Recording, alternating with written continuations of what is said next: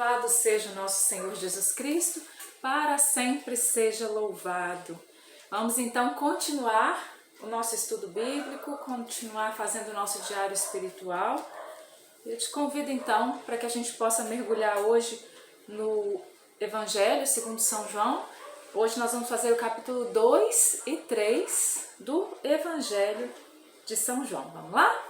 Pelo sinal da Santa Cruz, livrai-nos Deus nosso Senhor, dos nossos inimigos, em nome do Pai, do Filho e do Espírito Santo. Amém. Vinde, Espírito Santo, enchei os corações dos vossos fiéis e acendei neles o fogo do vosso amor. Enviai-nos, ó Pai, o vosso Espírito, e tudo será criado, e renovareis a face da terra. Oremos. Ó Deus, que instruíste os corações dos vossos fiéis, com a luz do Espírito Santo, fazei que apreciemos retamente todas as coisas, segundo o mesmo Espírito, e gozemos sempre de sua consolação, por Cristo Senhor nosso. Amém.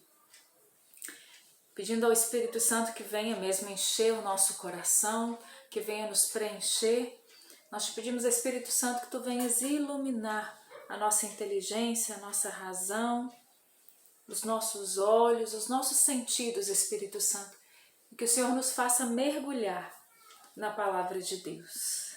Amém. Vamos lá então? Evangelho segundo São João, capítulo 2. A gente vai pegar então o capítulo 2 e 3 do Evangelho segundo São João. Diz assim: 3 dias depois, celebravam-se bodas em Caná da Galileia. Achava-se ali a mãe de Jesus. Também foram convidados Jesus e seus discípulos. Como viesse a faltar vinho, a mãe de Jesus disse-lhes: Eles já não têm vinho. Respondeu-lhe Jesus: Mulher, isso compete a nós? A minha hora ainda não chegou. Disse então sua mãe aos serventes: Fazei o que ele vos disser. Ora, achavam-se ali 3 talhas de água, de pedra, para a purificação dos judeus, que continham cada uma 2 ou 3 medidas. Jesus ordena-lhes: enchei as talhas de água. Encheram-nas até em cima. Tirai agora, disse-lhe Jesus, e levai ao chefe dos serventes. E levaram. Logo que o chefe dos serventes provou da água tornada vinho, não sabendo de onde era, se bem que o soubessem os serventes, pois tinham tirado a água, chamou o noivo e disse-lhe: É costume servir primeiro o vinho bom e depois, quando os convidados já estão quase embriagados, servir o menos bom. Mas tu guardaste o vinho melhor até agora. Esse foi o primeiro milagre de Jesus. Realizou-o em Caná da Galileia. Manifestou a sua glória e os seus discípulos creram nele. Depois disso, desceu para Cafarnaum com sua mãe e seus discípulos, seus irmãos e seus discípulos. E ali só demoraram poucos dias. Vamos dar uma paradinha aqui? Maravilhosa essa primeira parte, gente. As bodas de Caná, não é? Como nós gostamos dessa passagem, né? Essa passagem que vem falar desse primeiro sinal, porque o Evangelho segundo São João, ele traz esses sinais, né? Existe ali, como nós dissemos em relação ao Evangelho de São João, uma teologia profunda por trás daquilo que São João vai descrevendo, né? Aquilo que ele vai falando. Então, o Evangelho segundo São João ele é muito profundo. Você fez ontem o capítulo 1 de São João? Você viu que maravilhoso que é aquele capítulo 1 de São João? Gente, é fenomenal, não é? Fenomenal. O prólogo do Evangelho de São João é maravilhoso. E agora a gente vem aqui naquilo que é chamado de o primeiro milagre de Jesus, lá nas bodas de Caná. Começa dizendo que ali se encontrava a mãe de Jesus, que foram convidados também Jesus e seus discípulos. Faltou vinho ali na festa, nessas bodas. E no versículo 5 diz que o que Maria disse, né? Disse então sua mãe, aos serventes: Fazei o que ele vos disser. uma frase muito dita no meio de nós, né? Fazei tudo o que ele vos disser, fazei o que ele vos disser. Isso nos remete, gente, lá a Gênesis 41.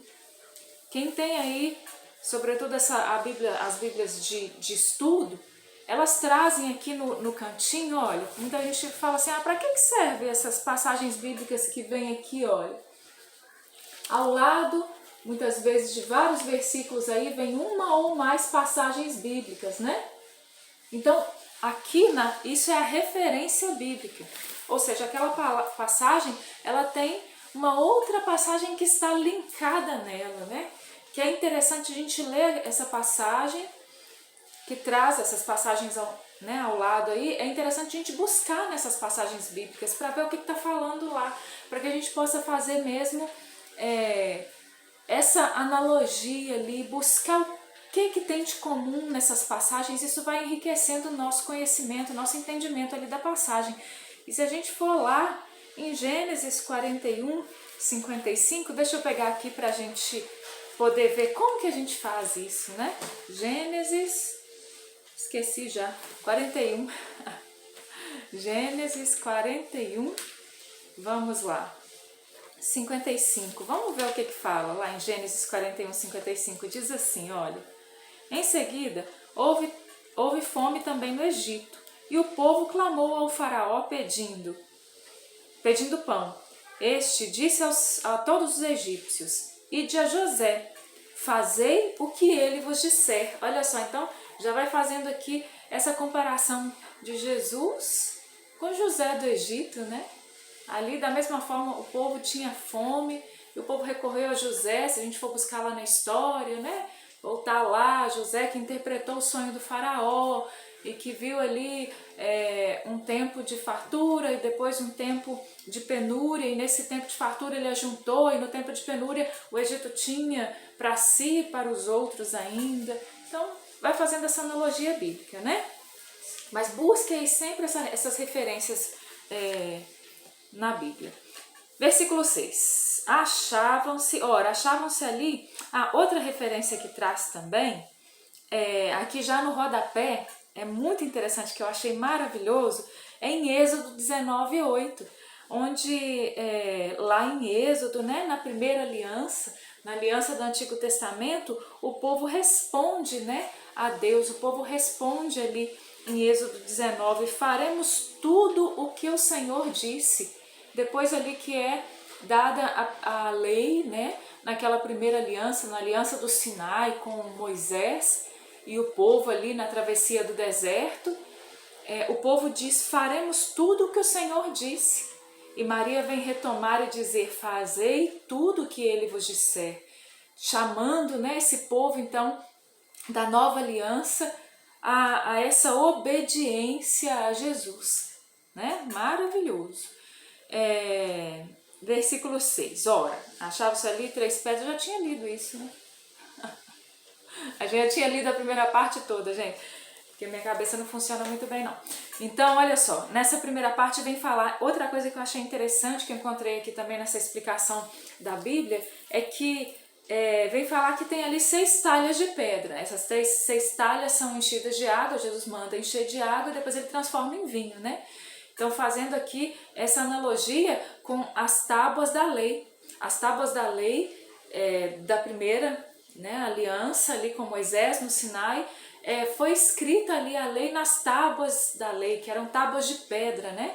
Então, fazendo aqui essa referência às tábuas de pedra, às tábuas da lei, e aqui essas talhas que contêm água, mas vem Jesus e transforma em vinho, né? No vinho da alegria, também esse vinho que nos remete ao sangue de Cristo, que é derramado na cruz, na nova e eterna aliança, né? Então vem mostrar que não mais nas talhas de pedra, mas que Jesus veio trazer a lei, levar a lei à perfeição, que Jesus veio para a nova e eterna aliança, né? No sangue dele. Então olha só, vai fazendo essas analogias. Vamos continuar aí no versículo 13. Estava próxima a Páscoa dos judeus e Jesus subiu a Jerusalém. Encontrou no templo os negociantes de bois, ovelhas e pombas e mesas dos trocadores de moedas, fez um chicote de cordas e expulsou todos do templo, como também as ovelhas e os bois, espalhou pelo chão o dinheiro dos trocadores, derrubou as mesas, disse aos que vendiam as pombas: tirai isso daqui, não façais da casa do meu pai uma casa de negociantes. Aqui a gente tem uma outra referência bíblica que vale a pena a gente ir lá, em Malaquias 3, de 1 a 4. Você pode pegar aí na sua Bíblia na hora que você estiver fazendo aí mais profundamente o seu estudo, Malaquias 3, de 1 a 4, e você vai ver que já está fazendo essa referência a isso que Jesus fez aqui, né? De jogar tudo no chão, de purificar ali, de dizer: não façam isso na casa do meu pai, não façam da casa do meu pai uma casa de negociantes. Busca lá no Antigo Testamento, Malaquias 3, de 1 a 4, você vai ver a beleza que tem aí. Lembraram-se então os seus discípulos do que está escrito: o zelo da tua casa me consome, Salmo 168, 10. Também tem uma referência em Zacarias 14. É interessante a gente ir buscando isso, né? E aí Jesus começa a dizer: perguntaram-lhe então os judeus: que sinal nos apresenta tu para procederes desse modo? Porque eles ficaram ali para morrer com o que Jesus tinha feito, né? Os judeus. E Jesus então responde: destruí este templo e eu reerguerei em 3 dias. E eles ficaram então, assim, partiram para cima de Jesus. Os judeus replicaram: em 46 anos foi edificado esse templo e tu hás de levantá-lo em 3 dias? Mas ele falava do templo do seu corpo, olha só, não mais o tabernáculo do deserto, não mais o templo de Jerusalém, mas agora vem esse templo perfeito, porque já vem também nessa referência bíblica que Deus quis habitar numa tenda humana, né? E o verbo de Deus se faz carne num corpo humano, que muitas vezes em heresias ao longo da igreja foi negado que Jesus, sendo Deus, ele tivesse um corpo realmente humano, né? Essa passagem já vem contra essa heresia também, porque Jesus habitou e habita, né, no céu hoje, no corpo humano. O verbo se fez verdadeiramente carne, de verdade, é um corpo humano de verdade. E ele estava falando desse templo que era o corpo dele. Ele falou: destruí esse templo e eu reerguerei em 3 dias, porque Jesus morreu e no 3º dia ele ressuscitou. Olha só, tá vendo como a linguagem de João, ela passa, ela vai além simplesmente ali da letra, né? Simplesmente ali de um diálogo simples, mas ela mostra algo mais profundo, ela vai além. Quando Jesus diz: destruir esse templo, reerguerei em 3 dias, ele já está falando da ressurreição ao 3º dia, né? Da morte, destruir esse templo, e da ressurreição ao 3º dia. E aí os judeus não entendem, porque como é que foi construído o templo em 46 anos, você vai reconstruir em 3 dias, né? E depois os discípulos foram recordando dessas palavras, né? Depois que tudo isso aconteceu, veio o Espírito Santo na igreja nascente, ali os discípulos, os primeiros cristãos, eles foram se recordando dessas coisas, os apóstolos foram se recordando dessas coisas, né? Aí aqui no versículo 22 diz: depois que ressurgiu dos mortos, os seus discípulos lembraram-se dessas palavras e creram na Escritura e na palavra de Deus. Enquanto Jesus celebrava em Jerusalém a festa da Páscoa, muitos creram no seu nome, à vista dos milagres que fazia. Mas Jesus mesmo não se fiava neles, porque os conhecia a todos. Ele não necessitava que alguém lhe desse testemunho do homem, pois ele bem sabia o que havia no homem, para dizer que muitas pessoas acreditavam em Jesus por causa dos milagres. Muitas pessoas não aderiram à pessoa de Jesus, o Cristo, mas gostavam, né? Tá fazendo milagre, vão seguir, né? Da mesma forma que seguiram Jesus porque ele estava fazendo milagres, segue tantos outros ainda hoje, só por causa de milagres, né? Jesus é muito mais do que isso, e é isso que João quer nos mostrar aqui, né? Essa adesão à pessoa de Jesus, assumir Jesus como Cristo, como Senhor, como Deus, né? Não somente por causa dos milagres, mas por causa dele, da pessoa de Jesus em si. Porque essa mesma multidão que acreditava por causa dos milagres foi a mesma multidão que gritou: crucifica-o, né? Aquela mesma multidão que abanou os raminhos, né? Hosana ao filho de Davi, que depois disse: crucifica-o. E Jesus conhecia o que havia no coração do homem. Claro, muitos acreditaram, né? Mas muitos não, muitos só buscavam os milagres mesmo. E aí vem a conversa de Jesus com Nicodemos no capítulo 3, gente. Olha que maravilha. O Evangelho segundo São João, ele é todo muito rico, né?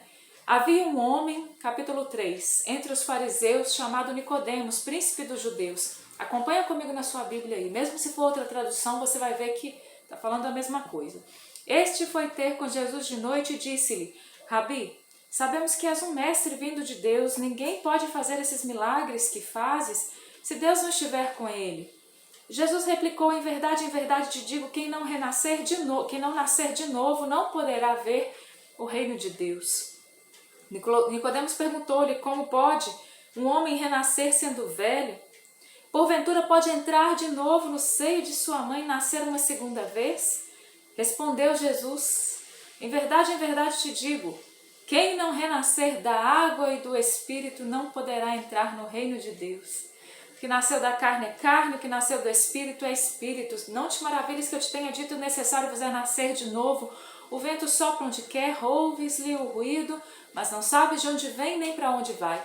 Assim acontece com aquele que nasceu do Espírito. Replicou Nicodemos: como se pode fazer isso? Disse-lhe Jesus: és doutor em Israel e ignoras essas coisas. Em verdade te digo, dizemos o que sabemos e damos testemunho do que vimos, mas não recebeis o nosso testemunho. Se vos tenho falado das coisas terrenas e não me credes, como crereis se eu vos falar das celestiais? Ninguém subiu ao céu senão aquele que desceu do céu, o Filho do Homem que está no céu. Como Moisés levantou a serpente no deserto, assim deve ser levantado o Filho do Homem, para que todo homem que nele crer tenha a vida eterna. Vamos dar uma paradinha aqui, gente. Então Jesus começa uma conversa com Nicodemos. Nicodemos, que era príncipe dos judeus, foi ter com Jesus de noite, escondido. Nicodemos tinha vergonha ali: nossa, como é que eu vou fazer? Mas tem algo diferente nesse homem, eu preciso procurá-lo, vou procurar à noite, que não vou chamar muita atenção.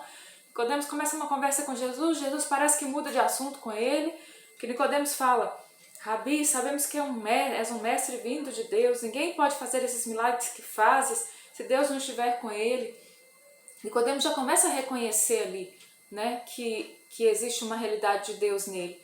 Mas então ele vem dizer, né, Jesus: em verdade te digo, né, quem não renascer de novo não poderá entrar no reino de Deus. Não era isso que Nicodemos estava falando, mas Jesus sabia que era isso que era necessário falar ao coração de Nicodemos, as coisas profundas, ver o reino de Deus, ver o reino de Jesus. Veio revelar o reino de Deus. E diz que quem não nascer da água, renascer da água e do Espírito, não poderá entrar no reino de Deus. É preciso nós passarmos pelo batismo sacramental e é preciso nascer de novo do Espírito a cada dia. É preciso deixar o Espírito Santo renovar o nosso coração a cada dia, renovar a nossa vida, renovar a nossa visão, renovar a nossa caminhada com Cristo, porque senão nós não vamos ver o reino de Deus.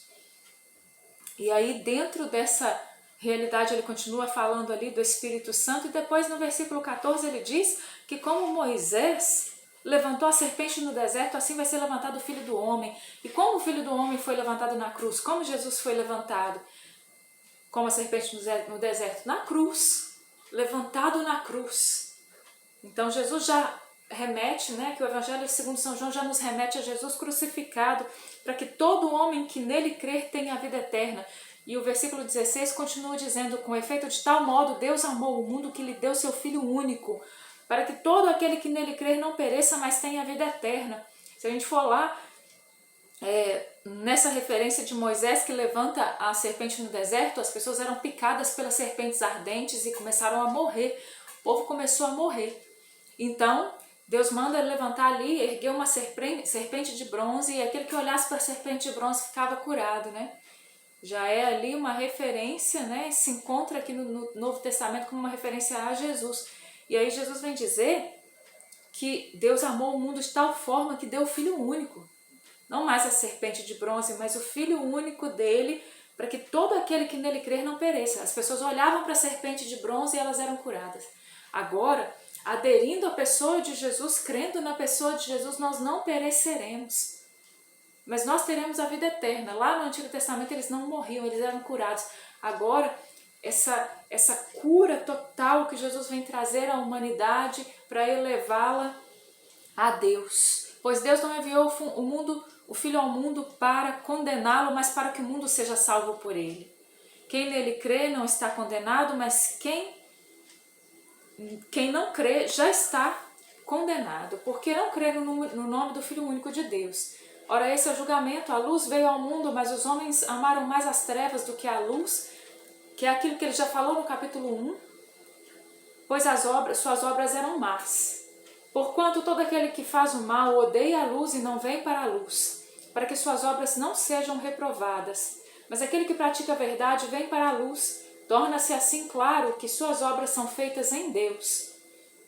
Em seguida, Jesus foi ter com seus discípulos para os campos da Judéia. Jesus foi com seus discípulos para os campos da Judéia e ali se deteve com eles e batizava. Também João batizava em Enom, perto de Salim, porque havia ali muita água e muitos vinham e eram batizados, pois João ainda não tinha sido lançado no cárcere. Como nós sabemos, depois João Batista foi preso, foi decapitado, aquela história toda. Mas aqui João ainda estava batizando e Jesus estava ali com seus discípulos, batizando. Ora, surgiu uma discussão entre os discípulos de João e um judeu a respeito da purificação. Foram e disseram-lhe: Mestre, aquele que estava contigo, além do Jordão, aquele que a gente viu lá no capítulo 1, que João batizou e disse: Eis o Cordeiro de Deus que tira o pecado do mundo, veio o Espírito Santo com uma pomba sobre ele, ele que batiza no Espírito Santo e com fogo, aquele lá, João, ele está batizando também, e todos vão ter com ele. João replicou: Ninguém pode atribuir-se a si mesmo, senão o que lhe foi dado do céu. João Batista é maravilhoso também, né, gente? João Batista é maravilhoso. Vós mesmos me sois testemunhas de que disse: Eu não sou o Cristo, mas fui enviado diante dele. Então João Batista já tinha dito: olha, eu não sou o Cristo, eu fui enviado adiante dele, eu vim aplainando os caminhos do Senhor. Aquele que tem a esposa é o esposo. O amigo do esposo, porém, que está presente e o ouve, regozija-se sobremodo com a voz do esposo. Então João Batista se diz aqui o amigo do esposo, né? Quem é o esposo? Jesus. Nisso consiste a minha alegria, que agora se completa. Importa que ele cresça e que eu diminua. Se nós cristãos entendêssemos como João Batista a nossa missão e disséssemos: importa que ele cresça e eu diminua, metade dos problemas da igreja estavam acabados. Aquele que vem de cima é superior a todos, aquele que vem da terra é terreno e fala das coisas terrenas, aquele que vem do céu é superior a todos. Ele testemunha as coisas que viu e ouviu, mas ninguém recebe o seu testemunho. Aquele que recebe o seu testemunho confirma que Deus é verdadeiro. Com efeito, aquele que Deus enviou fala a linguagem de Deus, porque ele consegue o Espírito sem medidas. O Pai ama o Filho e confiou-lhe todas as coisas. Aquele que crê no Filho tem a vida eterna. Quem não crê no Filho não tem a vida eterna, mas sobre ele pesa a ira de Deus. Palavra da salvação, glória a vós, Senhor. Existe uma dúvida às vezes, gente, de quem que é o autor aí dos livros. Às vezes, como tem nomes repetidos na Bíblia, também tem gente que fica na dúvida. Então, João, o autor do Evangelho, ele é o discípulo de Jesus. Discípulo amado, né? Ele se intitula discípulo amado. Então, João, discípulo de Jesus, não é o mesmo João Batista, viu? João Batista é esse precursor de Jesus que logo ali é decapitado. João, o autor do Evangelho, obviamente não é João Batista, mesmo porque João Batista morreu ali. E o autor do Evangelho escreveu o Evangelho. Esse aqui foi o último Evangelho a ser escrito, né? Dos 4 Evangelhos. Por isso também é o Evangelho mais amadurecido, no sentido de a igreja já havia nascido e já começava a dar os seus primeiros passos e já se via muita coisa da igreja nascente, né? Então, é maravilhoso, né? Maravilhoso. A palavra de Deus, ela é fenomenal. Eu acho interessante quando João Batista diz: ninguém pode atribuir-se a si mesmo, senão que lhe foi dado do alto, né, do céu. Então, a ele foi dada essa missão de preparar os caminhos do Senhor, mas ao esposo Jesus, e por isso João Batista não tinha ciúme se Jesus estava batizando, não estava batizando, se os discípulos de Jesus batizavam ou não, se as pessoas estavam seguindo Jesus e não a ele. Por quê? Porque a missão dele, ele tinha cumprido, né? Ele preparou os caminhos do Senhor e ele viu ali o Messias. o Cristo, o ungido, batizado por ele mesmo ali no Rio Jordão, mas claro, o Pai ali que envia o Filho, a voz do Pai. Então toda a graça ali em torno do Cristo, o Cordeiro de Deus que tira o pecado do mundo, o ungido, aquele que batiza no Espírito Santo, né? João Batista, que como João Batista nós possamos também cumprir a nossa missão. Que como João Batista nós tenhamos a graça de seguir a Jesus, de fazer a vontade de Deus, de cumprir a nossa missão nesse mundo, né? Pegando aí o nosso caderno, né? Se você tem feito aí as suas anotações, já tem o seu caderninho, olha só, já estamos no Evangelho segundo São João, já lemos aí a primeira carta de São João, já estamos no Evangelho, colocando a data no alto, colocando o trecho bíblico, João 2, capítulos 2 e 3, e a gente vai pegar aí, fazer as nossas anotações, promessa, ordem, princípio eterno, mensagem de Deus para mim hoje, como aplicar na minha vida, né?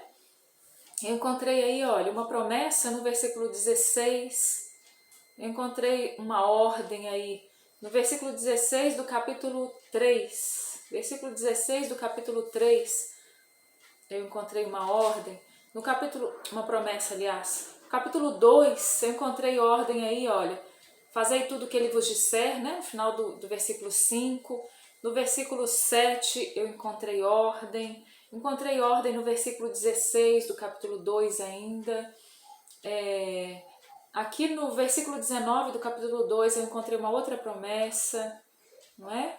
Princípio eterno aí no versículo 3, capítulo 3, ainda no capítulo 3 aí, no versículo 5 eu encontrei princípio eterno, no versículo 17 eu encontrei princípio eterno aí, lá no versículo 36 também eu encontrei princípio eterno, grifo que te chamou a atenção, reza com a palavra de Deus, medita na palavra de Deus, mergulha na palavra de Deus, retira a mensagem de Deus para a sua vida dessa passagem, anota aí no seu diário como é que você vai aplicar isso na sua vida, como é que isso vai se tornar vida na sua vida. Louvado seja o nosso Senhor Jesus Cristo, para sempre seja louvado. Ave Maria, cheia de graça, o Senhor é convosco, bendita sois vós entre as mulheres e bendito é o fruto do vosso ventre, Jesus. Santa Maria, Mãe de Deus, rogai por nós, pecadores, agora e na hora da nossa morte. Amém. Como Nossa Senhora, ela intercedeu nas bodas de Caná, que ela interceda também por nós. Em nome do Pai, do Filho e do Espírito Santo. Amém.